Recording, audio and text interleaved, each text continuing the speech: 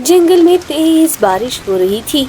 सब पक्षी उस बारिश के मौसम में खाना ढूंढने के लिए जा रहे थे। चलो दोस्तों, हम सब जल्दी से अपने लिए खाना ढूंढकर वापस आ जाते हैं। मौसम बहुत ज्यादा खतरनाक है और हमारे बच्चे घरों में अकेले हैं। फिर सब पक्षी खाना ढूंढने के लिए चले जाते हैं।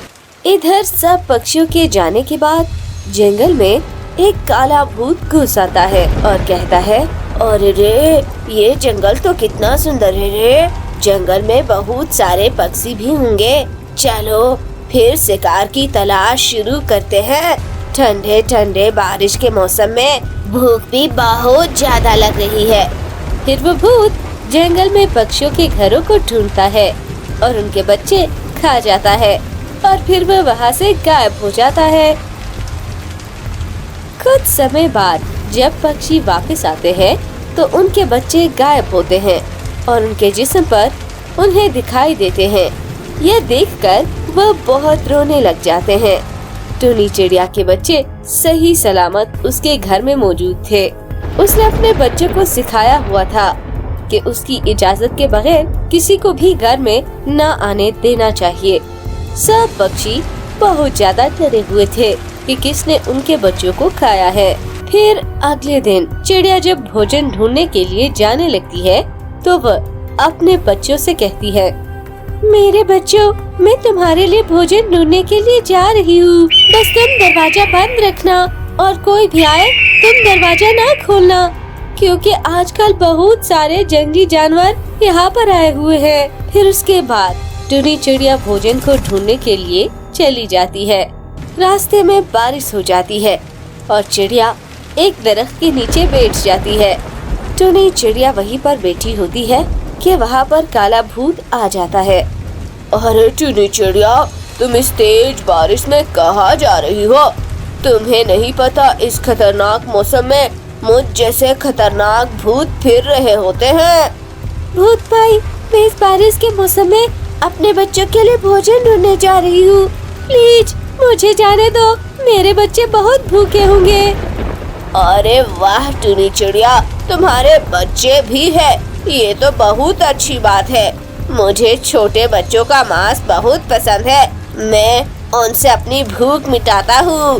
फिर वह भूत टुनी चिड़िया को दरख्त से बांध देता है और फिर टुनी चिड़िया के बच्चे खाने के लिए चला जाता है। अरे भूत, मुझे खा जाओ, लेकिन मेरे बच्चों को कुछ न कहना, वह बहुत छोटे हैं अभी।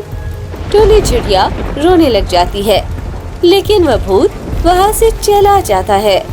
ऐसे ही थोड़ी देर के बाद वहाँ पर नीलो चिड़िया आ जाती है और वह टुनी चिड़िया से कहती है कि अरे टुनी चिड़िया, तुम परेशान मत हो, हम अच्छे से इस भूत को सबक सिखाएंगे। फिर वह नीलो चिड़िया उस टुनी चिड़िया को खोल देती है। अरे रे नीलो बहन, तुम्हारा बहुत बहुत शुक्रिया, तुमने मुझे आजाद कर दिया है। अब जल्दी से चलते हैं, मेरे बच्चों की जान खतरे में है। अरे नहीं टुनी बहन, वह भूत बहुत ज्यादा ताकतवर है, हम उसका मुकाबला नहीं कर सकते। मेरे पास एक तरकीब है, हम चील बादशाह के पास जाते हैं, वो इस जंगल का बादशाह है, वे जरूर हमारी मदद करेगा। उधर टुनी चिड़िया के बच्चे बहुत भूखे होते हैं क्योंकि उनकी माँ अभी तक उनके लिए खाना लेकर नहीं आई थी। वह बहुत परेशान होते हैं कि अब क्या करें।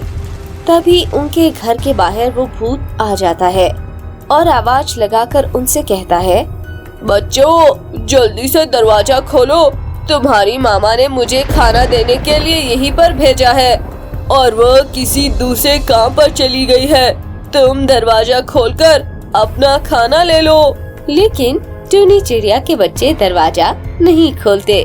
तभी भूत को बहुत गुस्सा आ जाता है और वह कहता है, अरे दरवाजा खोलो वरना मैं ये दरवाजा तोड़ दूंगा। काला भूत दरवाजा तोड़ने ही वाला होता है कि वहाँ पर चील राजा के सिपाही आ जाते हैं और उसको हर तरफ से घेर लेते हैं। यह देखकर भूत बहुत डर जाता है और वहाँ से भागने की कोशिश करता है, लेकिन सिपाही उस भूत को पकड़ लेते हैं और चील राजा के पास ले जाते हैं। तुमने जंगल के पक्षियों पर बहुत जुल्म किया है, इसलिए तुम्हें सारी उम्र कैद में रखा जाएगा और दोबारा कभी आजाद नहीं किया जाएगा। चील राजा, मुझे माफ कर दो, मुझसे गलती हो गई है। मैं आइंदा ऐसा नहीं करूँगा। मैं यहाँ से दूर चला जाऊँगा। लेकिन चील राजा के सिपाही उसकी कोई बात नहीं मानते और उसे उस जेल में हमेशा के लिए कैद कर लेते हैं और यूं सारे पक्षी वापस खुशी खुशी रहने लग जाते हैं। एक दफा जंगल में एक भूत घुस आता है और वह सब पक्षियों से कहता है कि आज के बाद मैं इस जंगल का महाराजा हूँ। अब तुम मेरा हुक्म मानोगे। अगर तुम सब ने ऐसा ना किया तो मैं तुम सबको नोच नोच कर खा जाऊंगा। अब मैंने इस जंगल पर कब्जा कर लिया है। ये जंगल सिर्फ और सिर्फ मेरा है। यह सुनकर सब पक्षी बहुत ज्यादा परेशान हो जाते हैं और सोचने लगते हैं कि ये भूत अब हमारे साथ क्या करेगा। इधर चील राजा को इस बात का पता चल चुका था। उसने अपने साथियों से कहा कि अरे रे, सब सिपाही तैयार हो जाए। जंगल में एक दुष्ट भूत ने कब्जा कर लिया है। वह भूत बहुत ताकतवर है। हमें किसी भी तरह करके इस जालिम भूत से इस जंगल को आजाद करवाना होगा, वरना वह सब पक्षियों को मार डालेगा। चील राजा और उसके सिपाही दुष्ट भूत से लड़ने के लिए जाते हैं, मगर ये क्या, उस भूत ने तो सबको बंदी बना लिया था। तुम मुझसे लड़ने के लिए आए हो। देखो देखो, अब क्या हशर का डाला है तुम्हारा। अब ये जंगल सिर्फ मेरा है। मैं तुम सबको मार डालूंगा, कोई नहीं बचेगा। उस भूत ने पूरे जंगल में आतंक फैला दिया होता है। सभी पक्षी बहुत ज्यादा डरे हुए थे। सब पक्षियों को चील राजा बहुत पसंद था, लेकिन उस दुष्ट भूत ने उनको बंदी बना लिया था। सब पक्षी बहुत परेशान थे कि अब करे तो क्या करे। अरे पक्षियों, मेरी समझ में तो कुछ नहीं आ रहा कि क्या करे। अब तुम सभी बताओ कि इस दुष्ट भूत से किस तरह अपनी जान बचाए। टुनी चिड़िया, वो दुष्ट भूत बहुत ज्यादा ताकतवर है। हम उसका कुछ नहीं बिगाड़ सकते। अब उसने इस जंगल पर कब्जा कर लिया है। अब वो हमेशा हमेशा के लिए यही रहेगा। अरे दोस्तों, मेरी बात गौर से सुनो। मैं तो कहता हूँ कि चील राजा के पास चलते हैं, वही हमें कोई अच्छा सा मशवरा देगा। अरे दोस्तों, वहाँ पर बहुत ज्यादा खतरा है। अगर उस दुष्ट काले भूत ने हमें देख लिया तो वह हमें वही मार डालेगा।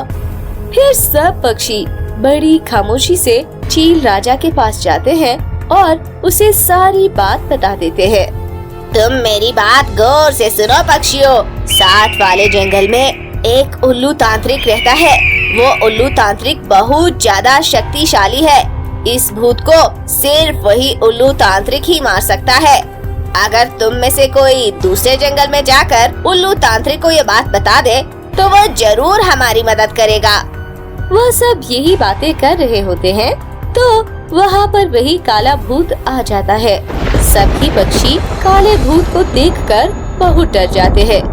काले दुष्ट भूत को बहुत ज्यादा गुस्सा आता है और वह कहता है कि अरे पक्षियों, तुम्हारी इतनी जरूरत कि तुम यहाँ पर आ गए हो।